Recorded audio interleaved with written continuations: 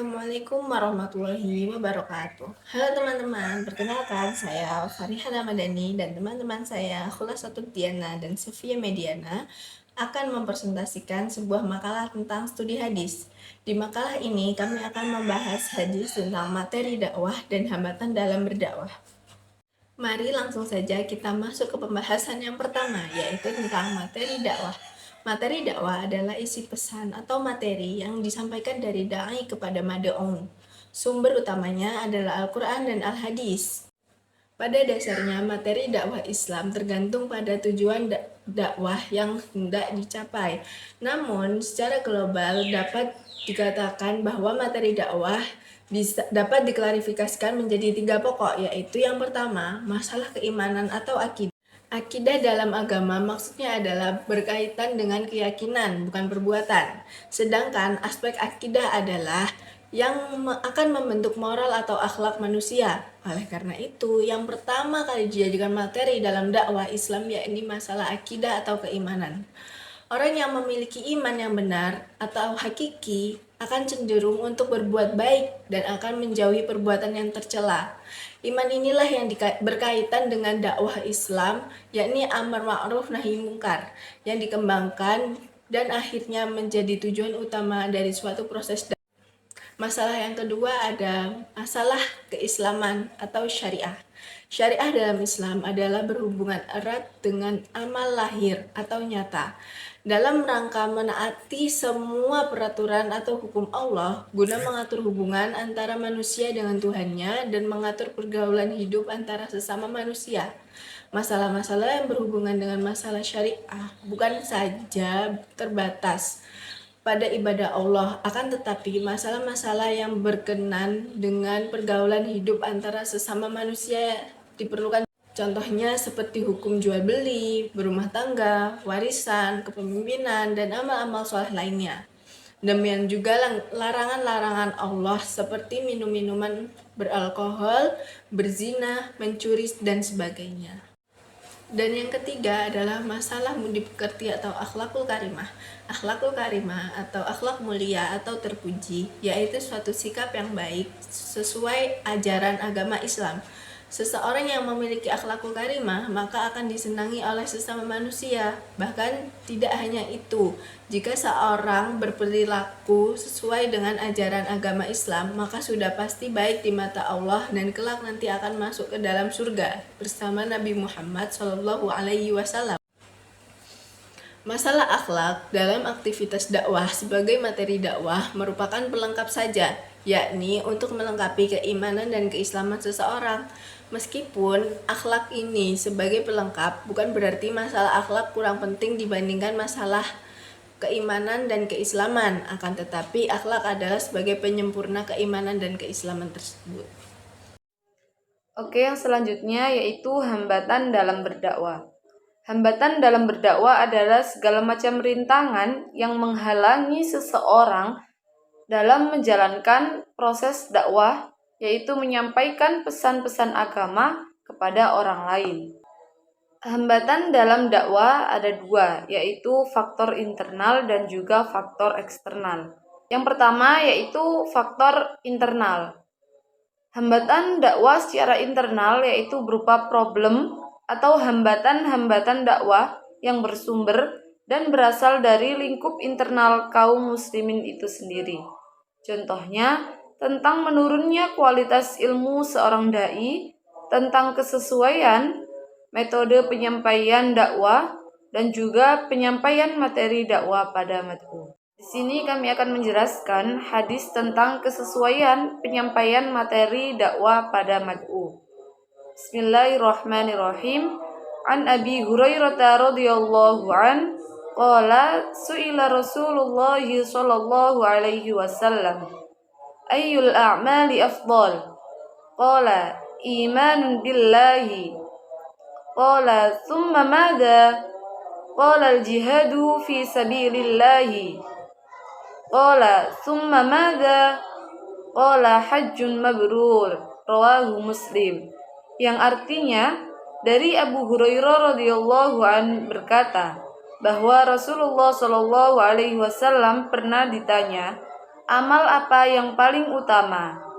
Beliau menjawab, yaitu beriman kepada Allah Subhanahu wa taala.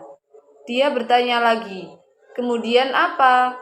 Beliau menjawab, jihad di jalan Allah. Dia bertanya lagi, kemudian apa? Beliau menjawab, haji yang mabrur. Hadis riwayat Muslim nomor 118. Hadis di atas memuat dialog antara Nabi sebagai dai dan penanya sebagai mad'u yang meminta fatwa mengenai amalan apa yang paling utama dalam Islam. Menurut hadis tersebut, jawaban beliau adalah iman kepada Allah dan Rasul-Nya, kemudian mengikuti jihad dan haji mabrur. Penyampaian dakwah harus dalam batas yang dimengerti oleh mad'u, baik secara pemikiran, pemahaman, maupun pelaksanaannya. Materi dakwah harus dapat dicerna oleh akal dari segi kemampuan kognitif dan dapat dilaksanakan dari segi kemampuan fisik. Keterkaitan materi adalah hal yang mesti dipahami dan dijadikan pertimbangan oleh dai ketika dihadapkan oleh pertanyaan-pertanyaan mad'unya. Dakwah mengharuskan kecocokan antara materi dakwah dan juga kebutuhan dari mad'u. Maka sepatutnya jawaban yang diberikan adalah harus sesuai dengan kondisi subjektif mad'u tersebut.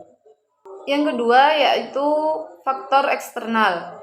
Hambatan dakwah secara eksternal yakni problem-problem, hambatan-hambatan dakwah yang bersumber dari berbagai kalangan maupun dari pihak umat manusia di luar lingkup kaum muslimin. Di sini kita mengambil hadis tentang media dakwah. Bismillahirrahmanirrahim. An Ibnu Mas'ud radhiyallahu an qala sami'tu Rasulullah sallallahu alaihi wasallam yaqulu nadarallahu imra'an sami'a minna syai'an faballaghahu kama sami'ahu farubba muballighin aw 'amin sami'. Yang artinya dari Abu Mas'ud radhiyallahu an, saya telah mendengarkan Rasulullah shallallahu alaihi wasallam bersabda, Allah mengelokkan wajah seseorang yang mendengar sesuatu dari kami lalu disampaikannya sebagaimana yang ia dengar. Sebab banyak yang menyampaikan lebih sadar daripada yang hanya mendengarkan. Media dakwah adalah alat yang digunakan untuk menyampaikan materi dakwah ajaran Islam kepada mad'u. Pada zaman modern seperti sekarang ini, banyak sekali alat-alat yang bisa digunakan dalam proses dakwah, seperti televisi, video, kaset rekaman, majalah, surat kabar, dan masih banyak yang lainnya. Dengan banyaknya media dakwah yang ada, maka seorang dai harus bisa memilih media yang paling efektif untuk mencapai tujuan dakwah. Tentunya dengan memilih yang tepat atau dengan prinsip-prinsip media. Adapun yang menjadi masalah di sini adalah masalah memilih. Memilih tentu saja mengandung konsekuensi, mengetahui dan menguasai cara memanfaatkan potensi yang dipilihnya.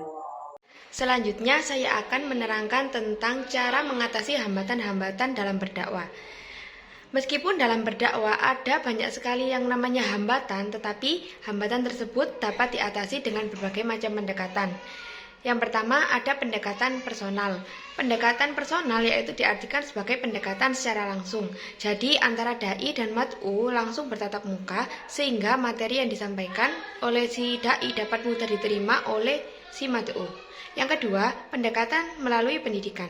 Dengan melalui lembaga-lembaga pendidikan pesantren maupun lembaga pendidikan yang bercorak islami yang di dalamnya disisipkan materi-materi tentang keagamaan atau keislaman. Yang ketiga, pendekatan misi, yaitu dengan cara mengirimkan para dai ke daerah-daerah di luar domisili, seperti ke daerah-daerah yang terpencil. Yang keempat, ada proses dakwah tidak boleh lagi terbatas pada dakwah bil lisan, bisa melalui bil hikmah, bil kitabah, atau tulisan-tulisan. Yang kelima, dengan dakwah melalui media massa atau media elektronik. Karena di zaman sekarang kan sudah canggih, jadi apa-apa serba digital. Sekian presentasi yang dapat kami sampaikan. Jika ada pertanyaan, silakan dipertanyakan. Nanti kita diskusikan di kelas.